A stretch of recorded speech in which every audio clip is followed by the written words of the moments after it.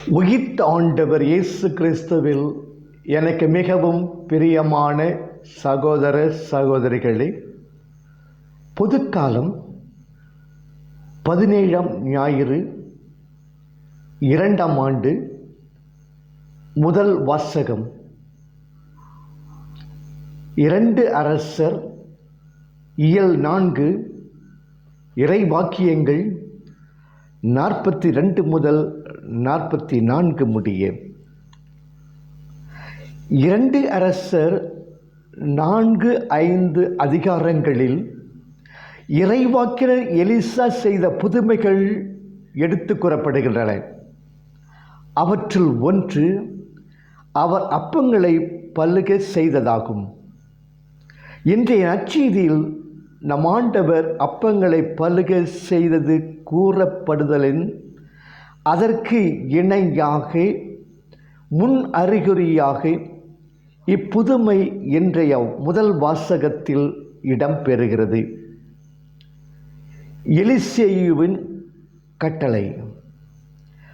பாகால் சாலிசா என்ற ஊரிலிருந்து வந்த மனிதனிடம் இருந்தது ஒரு சில அப்பங்களும் 20 வார்கோதுமை ரொட்டிகளுமே. இந்த அப்பங்களை மக்களுக்கு சாப்பிட கொடு என்கிறார் எலிசா. 4:42-43. அதுவும் இருமுறை கூறுகிறார். தனக்கும் தன் வீட்டினருக்கும் கோதுமை, தனக்கும் தனது வீட்டினருக்கும் போதுமானது மட்டுமே அவனிடம் இருந்தது. எனவே அதை பகிர்ந்து கொடுக்க அவன் தயங்கியது சரியே. 100 பேருக்கு இவை எப்படி போதும் என்கிறான். எனினும் எலிசாவின் கட்டளை தொடர்கிறது. இக்கட்டளையில் அல்லது இந்நிகழ்ச்சி எலிசா செய்த புதுமை பெரிதன்று. அதை நாம் பெரிதுபடுத்துவது தவறு. மாறாக எலிசா பசித்திருந்த பிறர் மேல் கொண்ட அன்பு, பகிர்ந்துண்டால் பசி ஆறும் என்பதை அறிந்தவர் அவர். இது பாழ்வெளி ஆயிற்றே, நேரமும் ஆகிவிட்டது, ஊர்களுக்கு சென்று உணவு வாங்கிக் கொள்ளும்படி கூட்டத்தை அனுப்பிவிடும் என்று கூறியவர்களுக்கு அவர்கள் செல்ல வேண்டியதில்லை, நீங்களே அவர்களுக்கு உணவு கொடுங்கள், மத்தேயு 14:13-16 என்று சொன்ன இயேசுவை போன்று கூட்டத்தின் மீது மனம் இறங்கியவர் அவர். மத்தேயு 14:14. எலிசா காட்டிய அன்பு, இயேசு காட்டிய இரக்கம் நம்மையும் ஆட்கொள்ள வேண்டும். நாம் அறிய நமது அருகிலேயே எவ்வளவோ ஏழைகள் ஒருவேளை உணவின்றி வாடுகின்றனர். அவர்களுக்கு உண்டி கொடுத்து உதவ முன் வருகிறோமா? அன்றாடம் நாம் உணவருந்த உட்காரும்போது இச்சோற்றை மக்களுக்கு எடுத்துக்கொடு என்ற வார்த்தைகளை கேட்கிறோமா? மனிதர் நோக மனிதர் பார்க்கும் வாழ்க்கை இனியுண்டோ என்கின்ற பாரதியார், தனியொருவனுக்கு உணவில்லை எனில் ஜகத்தினை அழித்திடுவோம் என்றாரே. அவருக்கு இருந்த கோபம் நம்மிடம் இருக்க வேண்டாமா? அத்தகைய கோபக்கனல் நம்மிடம் பொங்கி எழாவிட்டாலும் நெஞ்சி பொறுக்கதில்லையே கஞ்சி குடிப்பதற்கிலார், அதன் காரணங்கள் இவை என்னும் அறிவுமில்லார். பஞ்சமோ பஞ்சமென்று நிதம் பரிதவித்து உயிர் துடிதுடித்து மடிகின்றாரே, இவர் துயர்களை தீர்க்க ஒரு வழி இல்லையே என்ற ஏக்கமாவது நம்மை ஆட்கொள்கிறதா? மேலும் உணவு கொடுத்ததில் மட்டும் நாம் பிறரன்பு அடங்கிவிடாது. உணவு கொடுத்தலில் மட்டும் நம் பிறரன்பு அடங்கிவிடாது. நமது நேரம், நமது கேளிக்கைகள், நமது பணம், நமது அறிவு, ஆற்றல் முதலியவற்றையும் பிறரோடு பகிர்ந்து கொள்ள நாம் கற்றுக்கொள்ள வேண்டும். ஆண்டவனின் அருள். கொடுங்கள், உங்களுக்கு கொடுக்கப்படும். அமுக்கி குலுக்கி சரிந்து விழும்படி நன்றாய் அளந்து உங்கள் மடியில் போடுவார்கள். நீங்கள் எந்த அளவையால் அளப்பீர்களோ அதே அளவையால் உங்களுக்கும் அளக்கப்படும்.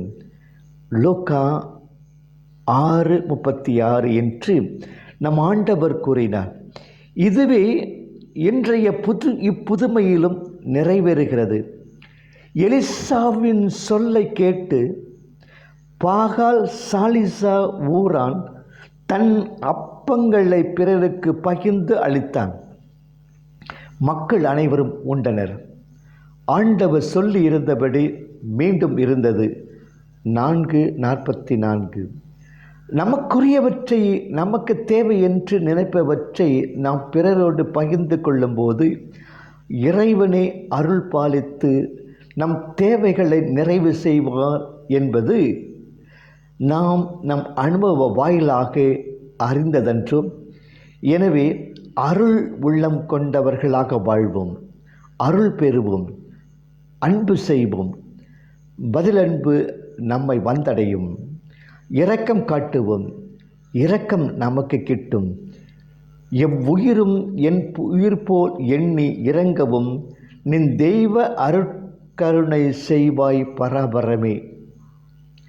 2ஆம் வாசகம் எபேசியர் 4 இறை வாக்கியங்கள் 1 முதல் 6 முடிய.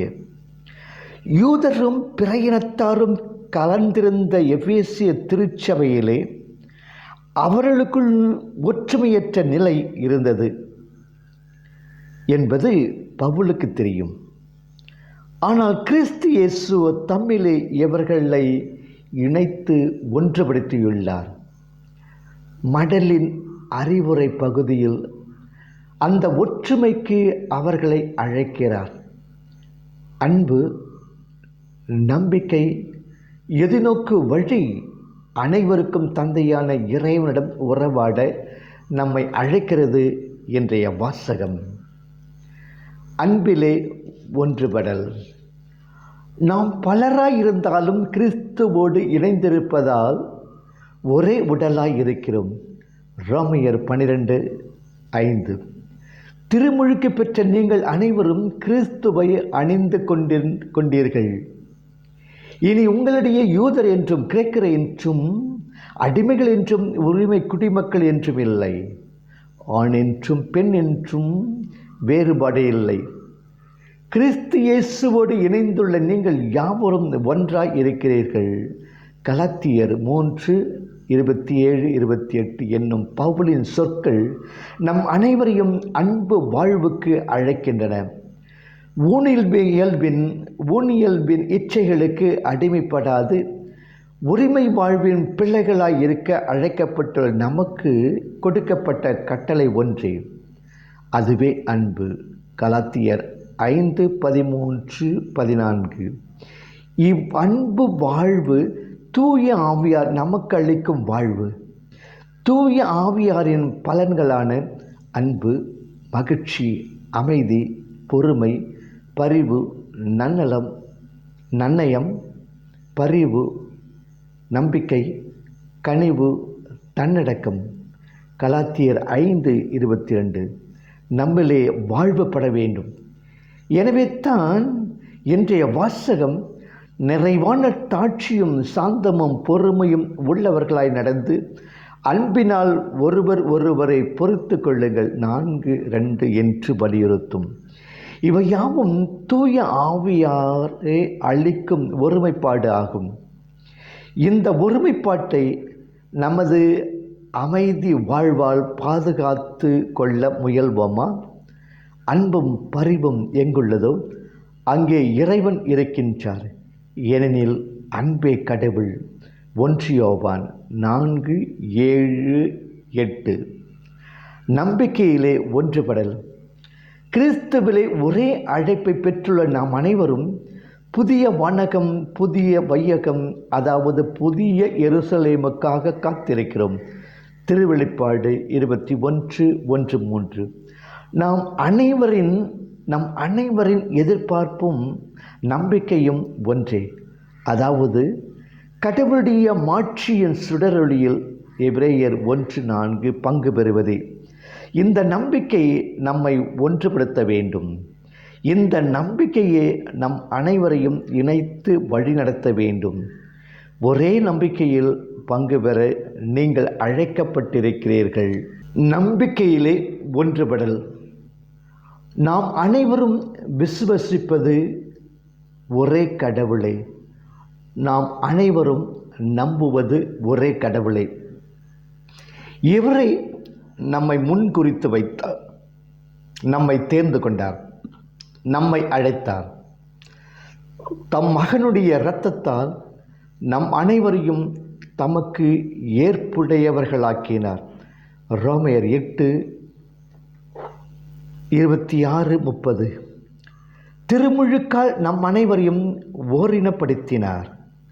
கலாத்தியர் 3:27-28. எனவே திருமுழுக்கு பெற்றோர் அனைவரும் நம்மை அழைத்து வழிநடத்தும் தந்தை கடவுளில் நம்பிக்கை கொள்வோர் அனைவரும் சகோதர சகோதரிகளே.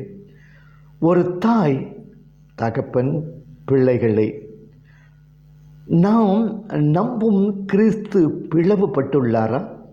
1 கொரிந்தியர் 1:13. நம்பிக்கையில் நாம் பிளவுபடவில்லை என்றால் வாழ்வில் எவ்வாறு பிளவுபட்டிருக்க முடியும்? இறைவனில் ஒன்றுபடல். நம்மை படைத்து பாதுகாத்து வழிநடத்தி வாழ்வளிக்கும் இறைவன் மூவொரு இறைவன் அன்றும் தந்தை மகன் தூய ஆவியாரில் நிலவும் ஒன்றிப்பும் உறவும் அல்லவா நமக்கு எடுத்துக்காட்டாய் அமைய வேண்டும். ஒரே ஆண்டவர், அவர் எல்லாருக்கும் தந்தை. ஒரே திருமகன், அவரில் எல்லாரும் ஏற்புடைமை அடைகின்றோம். ஒரே ஆவியார், அவரே நமக்கு அமைதி வழங்கி இந்த ஏற்புடைமை வாழ்வை நாம் வாழ துணை நிற்பவர். இஞ்ஞானத்தின் அடிப்படையிலே சாதி, சமயம், நிறம், இனம், பணம், படிப்பு ஆகியவை அடிப்படையிலேயே ஒற்றுமை குலைக்காது அமைதி வாழ்வு வாழ முயலுவோம். 3ஆம் வாசகம் நற்செய்தி யோவான் 6 இறைவாக்கியங்கள் 1-15 முடிய. இயேசு அப்பங்களை பலுக செய்த நிகழ்ச்சி மத்தேயு 14:13-21, மார்க்கு 6:32-34, லூக்கா 9:10-17 இன்றைய நற்செய்தி ஆகும். யோவான் கண்ணோக்கில் இந்நிகழ்ச்சி வர்ணிக்கப்படுகிறது. திவ்ய நற்கருணையை இயேசு ஏற்படுத்திய நிகழ்ச்சி யோவான் நற்செய்தியில் கிடையாது. அப்பம் பழுகிய நிகழ்ச்சி பாஸ்கா திருவிழாவோடு இன்றைய நற்செய்தியில் இணைந்திருப்பதால் 6:4 இந்நிகழ்ச்சி திவ்ய நற்கருணையின் அறிகுறி என்பர் ஆராய்ச்சியாளர். உடல் உணவு அளிப்பவர் இயேசு. அவர் சொற்களை கேட்டு அவர் செயல்களை கண்டு இயேசுவை பெருங்கூட்டம் ஒன்று பின்தொடர்ந்தது. 6:2-5. அவர்கள் ஆயரில்லா ஆடுகள் போல் இருந்ததால் இயேசு அவர்கள் மீது பரிவு கொண்டார். மார்க்கு 6:34. பல நாட்களாக அவரை சுற்றி வரும் அவர்களின் பசிப்பினையை நீக்க இயேசு விரும்புகிறார். எனவே இவர்கள் எல்லோருக்கும் உணவளிப்பதற்கு எங்கிருந்து அப்பம் வாங்குவது? 6:5 என்று வினவி அந்த வினாவிற்கு தாமே பதில் அளிக்கிறார். 5 அப்பங்களையும் 2 மீன்களையும் கொண்டு அவர்கள் எல்லாரையும் பசியார உண்ண வைக்கிறார். 6:9-13. இங்கு இயேசுவின் புதுமையை கண்டு வியப்படைவதை விட அவர் பசியாற்ற மக்களுக்கு உணவளிப்பதை மனத்தில் இருத்துவது நல்லது. நான் பசியாயிருந்தேன், நீங்கள் உணவு கொடுத்தீர்கள், மத்தேயு 25:35 என்று இயேசு நமக்கு அன்றாடம் சொல்லக்கூடிய முறையில் நம் வாழ்வு அமைய வேண்டும். உண்டி கொடுத்தார் உயிர் கொடுத்தார் என்கிறோம். பகிர்ந்துண்டால் பசியாறும் என்பதை உணர்ந்து ஏழை எளியோருக்கு உணவும் உதவியும் அளிக்க முன் வருகின்றோமா? அச்சார் அழிப்பசி தீர்த்தல் அத்தொருவன் பெற்றான் பொருள் வைப்புழி. குறள் 226. ஆற்றுவார் ஆற்றல் பசியாற்றல் அப்பசியை மாற்றுவார் ஆற்றலின் பின். குறள் 225 என்பதை உணர்வோமா? உயிர் உணவு அளிப்பவர் இயேசு.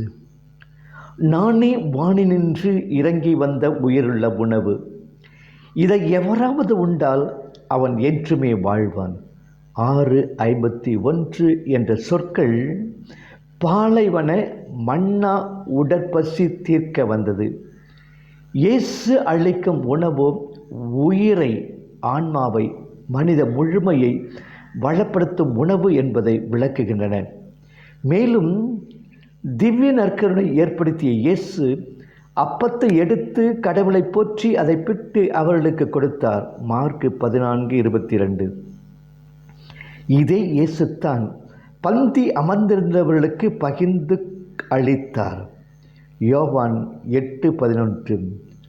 சொல் அமைப்பில் இந்த 2 நிகழ்ச்சிகளும் ஒன்றுபட்டிருப்பது அப்பங்களை பலுக செய்த நிகழ்ச்சி திவ்ய நற்கருணை ஏற்பாட்டின் அறிகுறி என்பதை தெளிவாக சுட்டுகிறது.